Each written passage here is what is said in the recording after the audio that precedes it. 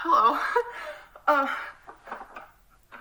So I've told the people who matter and who I know in real life, but I just wanted to update you guys.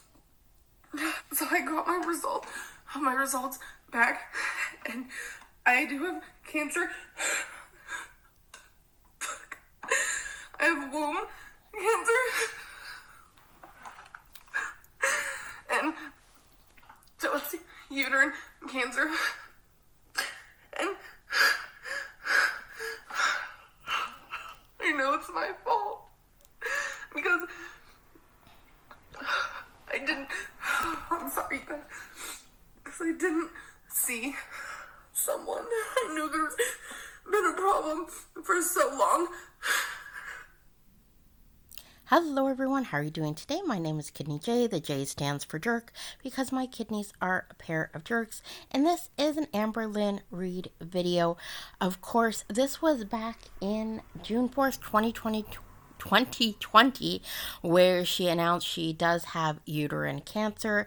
She had a full hysterectomy. I actually did a video. I did a few videos about it. Maybe I'll post it in the card above. Just about her journey. And when she stopped talking about it, I stopped talking about it, and she didn't really give any updates. I know for a fact she was supposed to lose weight, so she get a PET scan so she could, make sure her whole body was clear of cancer. That never happened. So she actually just recently updated us a few days ago and went to the cancer center, and let's just hear what she had to say. I've been having trouble falling asleep, which is fine. It's fine. We're gonna get through this together, but I left that in because, Amber, you can't sleep? I have no problem sleeping. We're not working through anything together, girl. By the way, if you like this video, leave a like. Of course, leave a comment about all the stuff we're gonna get into. I like learning from you guys. Subscribe if you're new. Appreciate it. Needed to be awake super early today because I have an oncologist appointment. Okay, so we're here at the cancer center and I'm sad. Okay, bye. So, my appointment. So I went in. I said, I have an appointment for 8 o'clock with blah, blah, blah. My name is Amber Reid, R-E-I-D, birthday 12/27/90. They said, your appointment's not in the system. Okay. I had an appointment with my oncologist because I've been taking estradiol for 2 years after having endometrial, which is uterine cancer, and I had a hysterectomy, and after my hysterectomy, they said, you're going to be taking this for the rest of your life, so I trusted them. I've been getting Okay, so the medication she's talking about, estradiol, is estrogen, basically to replace your hormones when you have a full hysterectomy, which means your ovaries. So you're not thrown into immediate menopause. Now, from what I've read, it's safe to take up to 5 years. But we'll see what she has to say about this. By the way, when she had cancer, it was stage 1B. Which is, at the time it said it had, taken over about 50% of her uterine wall, and it was grade 2. Now there's grades 1 to 3, so it wasn't the worst, but it was still, grade 2, not grade 1. Fills, you guys. It's been 24 months now. And no one has said anything. Until this month, they said, you should not be taking this. Why are you taking this? Because I was prescribed. So they're like, you need to come in. We need to have like a checkup and see what's going on. Like, who prescribed this to you? Like, everyone was so confused. I wasn't even in their system. I don't even know. So we scheduled an appointment for today, the 21st of July. I go in the 21st of July, and they said that I'm still not in the system, that my appointment wasn't scheduled. My oncologist is super popular, super amazing. So her schedule was all filled. So I had to see a nurse practitioner. Okay. This is the point where I would be talking to the nurse practitioner, the receptionist, whoever, saying, listen, I need all my medical records going back to when I was first diagnosed, first referred to this cancer center, and I want to see everything that happened within your side of the notes, what I needed to know, everything. That would be like my first priority to see, the chain of events. Why am I still on this medication? I do have some thoughts. I have a feeling Miss Amberlynn Reid did not follow up with anything, didn't ask questions. That's one thing. Secondly, about this missing appointments, I used to always get actual snail mail, paper mail with specialist appointments. Now I get emails, and I always make sure I have some sort of written confirmation somewhere, so when I show up and they're like, oh, we don't have you in the system, we don't see you, I can pull up that email or bring in the paper if the office is still doing old school that way. Sure. Which is totes fine because this cancer center is so I had to see a nurse. Wait, so this cancer is, or it's bad because they don't know who you are? Which one is it? Practitioner, and I was kind of nervous about it because obviously I wanted to see my oncologist because she knows about my history and such. So I saw the nurse practitioner. Oh, by the way, my blood pressure was 111 over 70, so healthy queen. I'm just kidding. So the nurse... Actually, 111 over 70, that's optimal. By the way, I just realized I put July 27th in the little tag here. It was July 21st. Don't come for me. Practitioner, when I told her why I was there, she had fear in her eyes. Yeah? She did. She said, you should not be taking this medicine because it has now increased the chances of you getting cancer again. Yeah. It has now increased the chances of you getting cancer again, and patients with your history should not be taking it. Okay.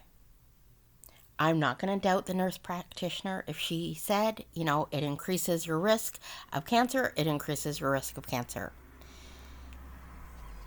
Amberlynn Reid is freaking out over this. I have a feeling that nurse practitioner, looking with her eyes, how I think Amberlynn, a little hyperbolic there, saying fear in the nurse practitioner's eyes.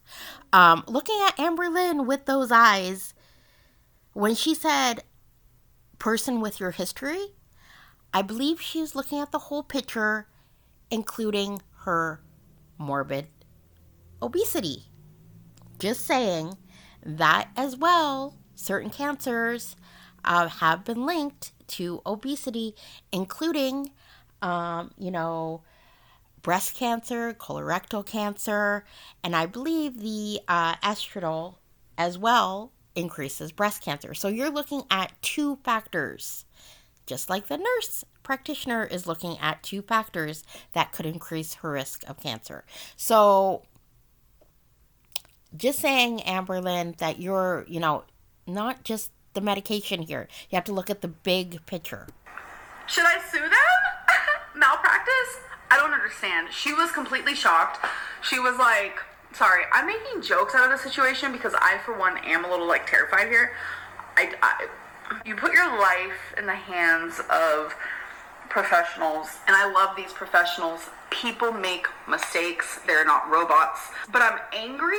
If I was to have a health problem because of this, I'd be very, very angry, obviously. It has now put me in harm's way. So she's trying to figure out who prescribed me the medicine, which there has been several doctors who have. Because, I remember some of my pill bottles, there was just I remember at first it was my oncologist, and then it was someone else. It was a male, actually. It was a male name that I don't even know who it was a few times. And then there was a new girl on my bottle, because when you get something prescribed, the doctor's name is on it. I don't understand what's happening. And then even when I went in there and they were looking through my file, they had nothing on me. It was so strange. Okay, so it's not uncommon to have different doctors prescribe medications, especially when there's a whole team of doctors looking after you. I know for me, I have several nephrologists that prescribe medications to me. When I go to the transplant center, I have fellows, I have doctors prescribing medication as well. My question is, why has Amberlynn not been talking to a pharmacist? I am 100% confident there is a pharmacist in that cancer center.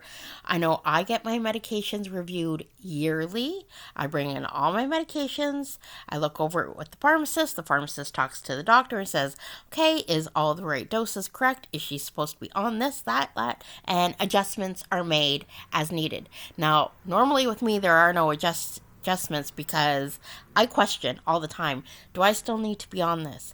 My level was low here. Do we need to adjust this? Do we have to adjust that?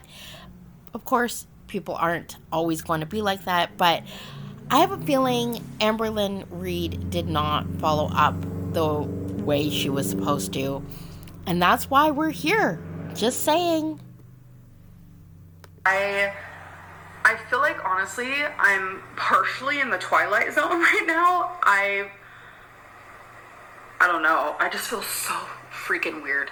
So, the nurse practitioner was very honest, very open, and said this is not good. So, she got my blood taken, and we did like a cancer marker thing. And in the middle of my nap, she called, and I said, hello. And I'm good. She said it was perfect. I don't really know the technical terms, but the number's supposed to be below 40, and mine was 5. So that's really, really good. Okay, so basically what they're looking for is inflammation, and if hers was 5, that is great. Yeah, so that's great. That's phenomenal news. I'm happy for her about that. And they're scheduling me for a CT scan because it's time that I get another one of those. Because I did explain that I get pelvic pain sometimes, if I'm lifting something super heavy or if I do a lot of bending. She explained that scar tissue from hysterectomy, that's probably what that is. But just in case, I am going to get another CT scan. So I'm done with the estrogen, you guys. I'm officially going through actual menopause, and I'm just young. I'm scared. This is a scary situation. I'm anxious. I'm worried. I am sad. I'm just having a hard time showing it because I think I'm in shock that I've been taking this medicine for 2 years that could possibly have given me cancer. Ma'am, Okay, so that's it. I'm going to end this here. What do I have to say? I don't think she was maybe following up as she should have. I do think, yes, mistakes can be made, and maybe she was not supposed to be on this medication. I also think her nurse practitioner was looking at the whole picture, and I probably would have been asking, listen, how much does my morbid obesity increase my risk of cancer? How much does me being on this medication increase my risk of cancer? Because I believe those are the other factors that they were also looking at. That's it for me, guys. I appreciate you watching. I know this isn't my normal thing, but I did do a video or two about it before, so I wanted to, continue with it. I appreciate you all. Have a great day, and I'll talk to you later. Bye.